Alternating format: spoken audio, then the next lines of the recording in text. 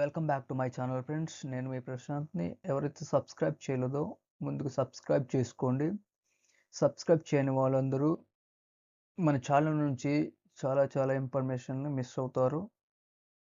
ముందుగా notification CA, CSIR, NML, MTS recruitment central government పోస్టులు 2026 attended jobs 10th class అర్హత salary 36,000 ఉంటుంది. CSIR అంటే council of scientific and industrial research centre. ఇది దేశంలోనే అతిపెద్ద రీసెర్చ్ నెట్వర్క్. చాలా ల్యాబ్లు ఉన్నాయి. ఒక నేషనల్ మెటలాజికల్ ల్యాబొరేటరీ కూడా, అంటే మెటలాజికల్ ల్యాబొరేటరీ. ఈ ల్యాబ్లో మినరల్స్ అండ్ ఇండస్ట్రియల్ రీసెర్చ్ పనిచేస్తుంది. ఇది గవర్నమెంట్ అండర్టేకింగ్లో ఉంటుంది. ఎంటీఎస్ ఈ నోటిఫికేషన్ ద్వారా మొత్తం 22 పోస్టులు విడుదల చేయడం జరిగింది. అఫీషియల్ వెబ్సైట్లో చూడండి. గ్రూప్ సి నాన్ గెజిటెడ్ పోస్టులు.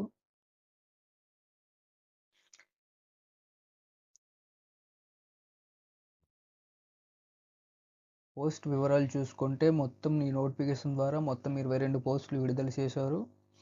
ఇవి గ్రూప్ సి నాన్ గెజిటెడ్ పోస్టులు, అంటే పూర్తి కేంద్ర ప్రభుత్వ ఉద్యోగాలు. 22 పోస్టులు ఒకేలా ఉండవు. వివిధ కేటగిరీలో జాబ్స్. 10th ప్లస్ ఐటీఐ చేసి ఉండాలి అభ్యర్థులు. ఇది చూసుకుంటే 10th అర్హత ఐటీఐ ఎంటీఎస్ పోస్టులు ఎలక్ట్రికల్ ట్రేడ్లో carpenter or fitter, plumber, AC మరియు రిప్రెజెంటరీ పోస్టులు ఉన్నాయి. అలాగే కొన్ని పోస్టులు ఉన్నాయి. మొత్తం కలిపి 22 ఉన్నాయి.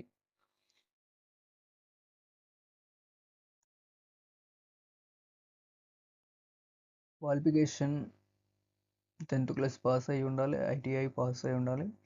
అలాగే ఏ ట్రేడ్ మీద ఆధారంగా మీ ట్రేడ్ ఆధారంగా మీరు జాబ్ని అప్లై చేసుకోవచ్చు.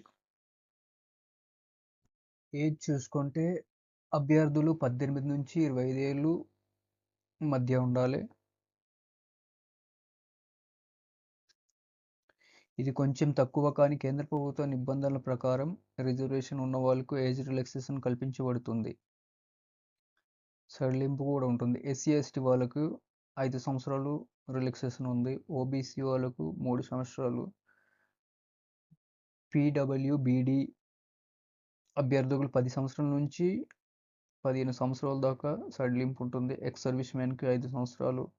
వీడో మరియు డివోర్స్డ్ ఉమెన్స్ కూడా సడలింపు ఉంటుంది.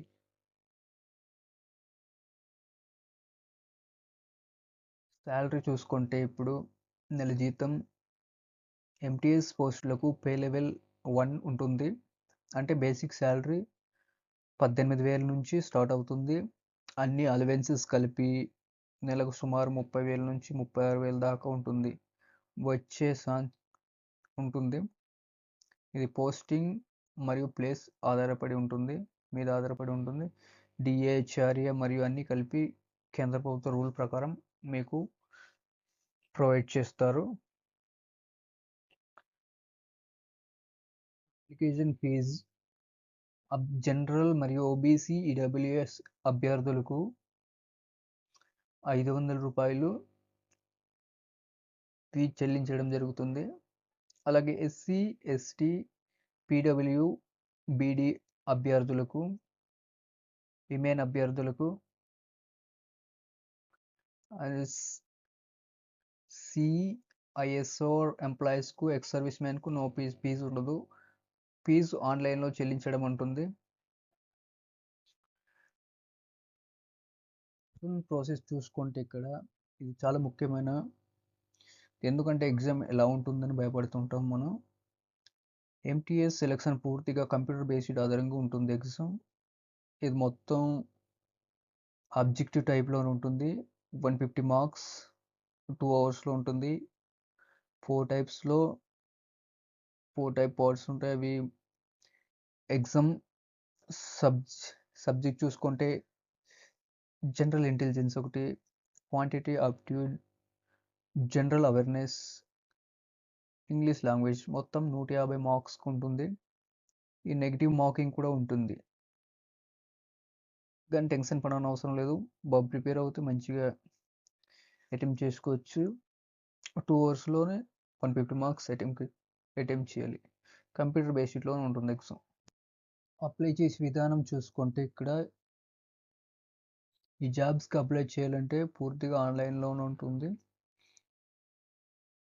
ఆఫ్లైన్లో అప్లికేషన్ తీసుకోరు. బట్ ఇది ముందుగా అధికారిక వెబ్సైట్లో వెళ్ళి అక్కడ రిక్రూట్మెంట్ www.nml.res అఫీషియల్ వెబ్సైట్లో అక్కడ కొత్త రిజిస్ట్రేషన్ చేయాలి. కొత్తగా మెయిల్ ఐడి లేదా ఫోన్ నంబర్ ఇవ్వాలి.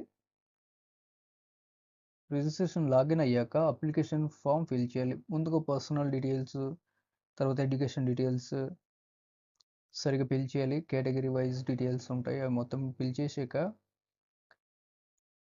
సరిగ్గా ఫిల్ చేసామా లేదా అని మళ్ళీ రిపీటెడ్గా చూసుకొని మరి ఫోటో మరి సిగ్నేచర్ కేబీస్లోనే అప్లోడ్ చేయాలి.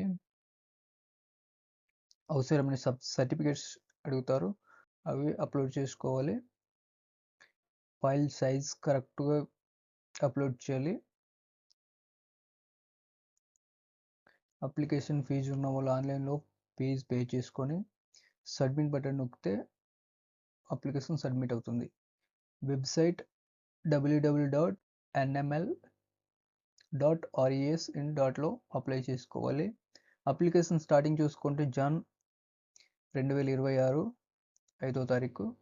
అప్లికేషన్ డెడ్లైన్ చూసుకుంటే 6వ తారీఖు ఫిబ్రవరి 2026.